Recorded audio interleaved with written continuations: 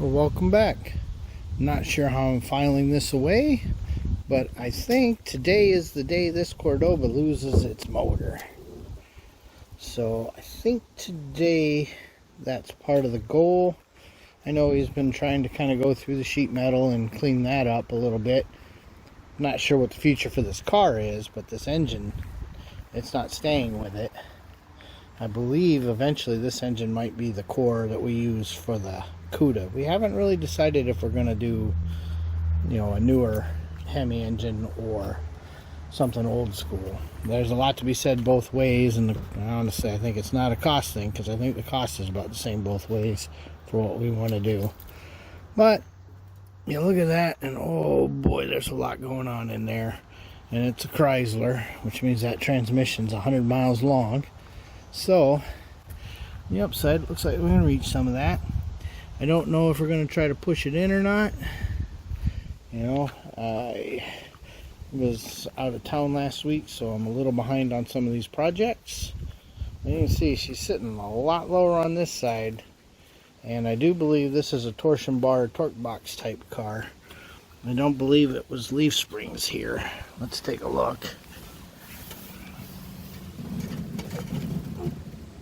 Yeah, I don't see a spring, so yeah, that's torsion bar. And if one side's way down, it means the rot monster probably got it. In fact, I can see the torsion arm right there, the torque bar. It's the one way down there, and I got a feeling the other end of that rusted out and it's sitting down. Wouldn't be the first time you ever saw that. So I'll give you an update in a few minutes once I know what's going on. It has been decided that we are going to attempt to pull that in. So he's clearing a little bit out of the way here, and we'll see what we can do. Fun. We've gotten this far, backing it up and moving it up the hill, but one of these brakes, not happy. Don't know which one. We talked about pulling a drive shaft, but if it's the brake, which it sure feels like, that's not going to solve anything. So we'll keep doing this. Two old fat guys just trying to push. God, this has got to be a 4,500 pound car. Holy moly. At least today it is. I don't know what it was then, but right now it sure feels like that. By the time we got it in here, I think the car gained another 10,000 pounds. So getting ready to pick it up and take a look, see if there's any fluids left to drain before we do anything, and find out what are we getting ourselves into here. Because you can see it's fairly complete, so there's a lot to take apart. But before we do anything, let's pick it up, see if there's still oil and tranny fluid to drain. Okay, so it's up. We're feeling pretty confident in it now that we got our tripod also. So let's see what we got under this thing. Remembering, we're not restoring this car, so it still has those Gas-O-Matic bumper shock things. They're still there. Core support, toast. That is absolutely toast. Obviously the cooling lines leaked, so you can see that. Of course, the fact that they're still leaking tells me there's still fluid. Obviously that fuel pump is toast. What do we got going on here? So the strut rod has the sway bar attached to it. Not a lot of play left in that, so something tells me that's something right there. But we're not using it, so not too worried. Alright. We did immediately notice why we're sagging. It's not the torque box that's gone. The actual torque arm snapped. I've personally never seen that. Here's the crazy linkage. And the exhaust. So, and in true OEM fashion, it's going to be fun to get fluid out. Drive shaft is still in. It's a little bitty guy because it's just a little weak passenger car. I don't know if it's this brake or this one, but one of these is not our friend.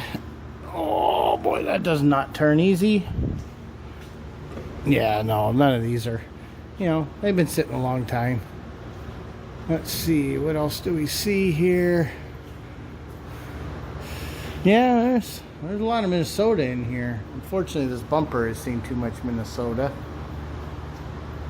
So obviously not the factory exhaust. Somebody did some shenanigans here with the glass packs or the cherry bombs, whichever they were back then.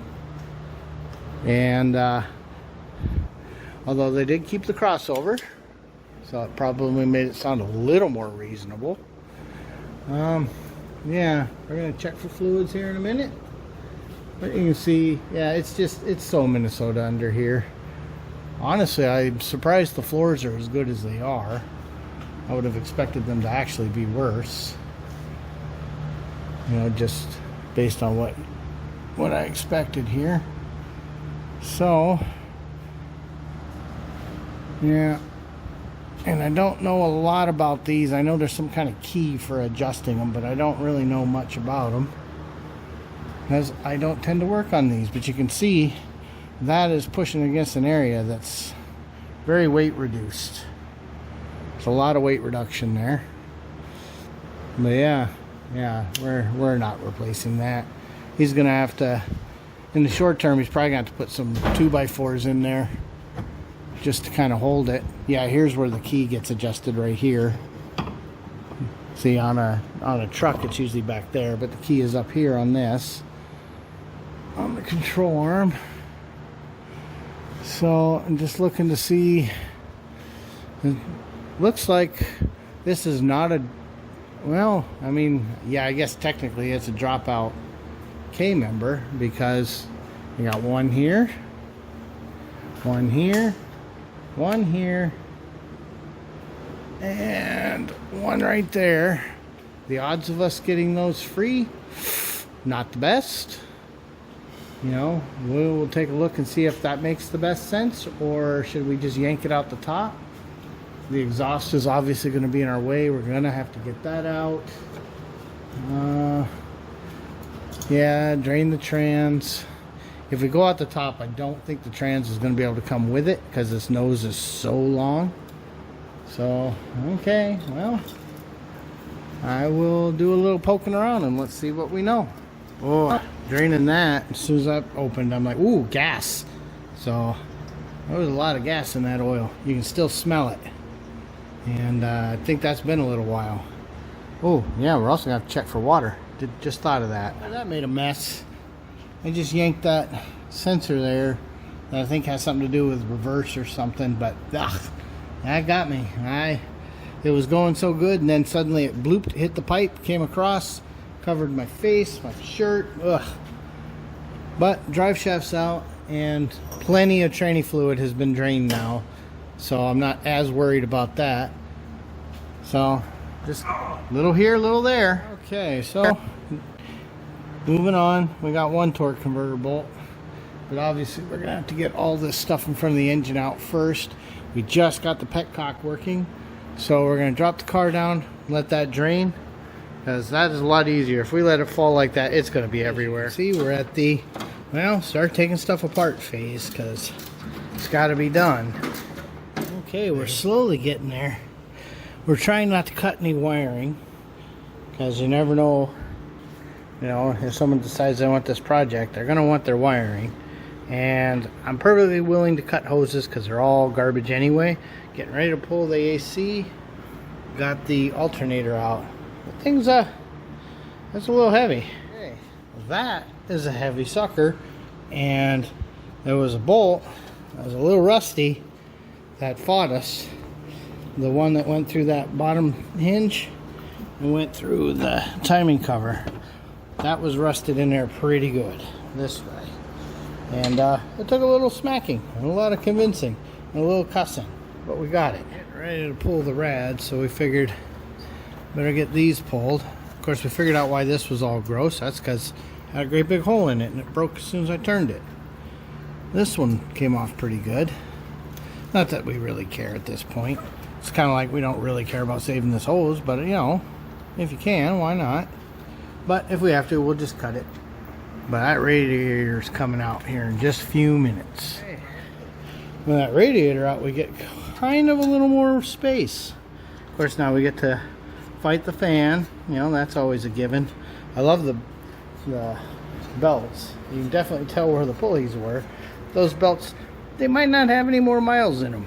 They got memory. Not overly encouraged by how gross the cooling system looks, but hopefully we can get that and turn it. But we'll see in a few minutes. We're slowly pulling things. I just got the plugs on that side. I'm getting ready to tackle the ones on this side before we go trying to turn this thing over. Gave it one little pull and we're like, she feels funny, so figured let's make our life as easy as we can. So 1 1/4 to spin that, and it's actually spinning freer now that we've done a revolution. We got the torque converter off now with the teeniest torque converter bolts you've ever seen, and now we're gonna have to do a little cleanup and figure out where all the bolts for the transmission are exactly, and how we're gonna hang the transmission. I haven't figured that out yet. We'll get there. I know how I normally do it in most GMs, but I don't know here. We're probably just gonna have a floor jack under it to catch it on a board, so we'll deal with that. But we're slowly getting there. Still a few lines and stuff. We got these lines to the starter we got to get off, and sooner or later that exhaust is an actual thing that we're actually going to have to deal with. So, but not yet. Not yet. Not only is that heavy, that is hard to get out of there. That top bolt up there, that's something. That took some real ingenuity, because of course it's down in a valley. Now, here, let me show you here. See how it's down in there, and you got to come from this side. But we had to use one of these wobbly guys. See, it's got that little wobble end to get the angle. Then we had to use a 30mm wrench on a ratchet to get the force to break it. But we got it. It's out of there. I think if everything was clean, it'd be a lot easier, but you know how that goes. It just is what it is. And now we're getting some progress. So I think there's just 2 more bolts on this side and then 2 more on the other side, and then the tranny and the engine are technically not together anymore. Alright, Operation Pull This Motor is stalling because we're getting tired. It's after 10, but we've got quite a bit peeled back. It took a little longer to figure that starter out than maybe we'd like to admit. We were just looking at how we're going to drop this trans now that we've got that. It's a weird set of bolts back here, so it looks like we can pull all that. It looks like this piece can come off separate, although it's not going to be real fun, and maybe we don't have to monkey with that, but I'm not holding my breath. So, because this sure comes back a long way. I think pulling this weight looking thing off will help a lot though, because we're gonna have to, pull this center section here, get all of this mess out of here. We are going to cut the exhaust out. We don't care about that. And then we'd have to slide the tranny back off the motor and down onto the jack a little bit, bring it down, and then hope we can tilt it enough and not hit the motor and tilt it and, play that game. So hopefully there's enough room for that to fit, because, there's a little bit of height there. And I don't think we even want to monkey with whatever's going on here. I don't even know how all this goes together. Oh, it looks like these slide out to the front, so that's really fun. I do know how we loosen them though. You can either break them, or you can loosen this little guy, because that's definitely what's doing your torsion adjust. So we'll deal with that next time. There's still a lot to do up on top too, so we're not going to hold them up too bad. But yeah, it's only been a few years. It's been coming along. So anyway, I guess at this point, thanks for watching. I'll toss this to ShopRex. I have no idea what this is going to be called. And remember, even ShopRex needs to pay attention to what he's doing.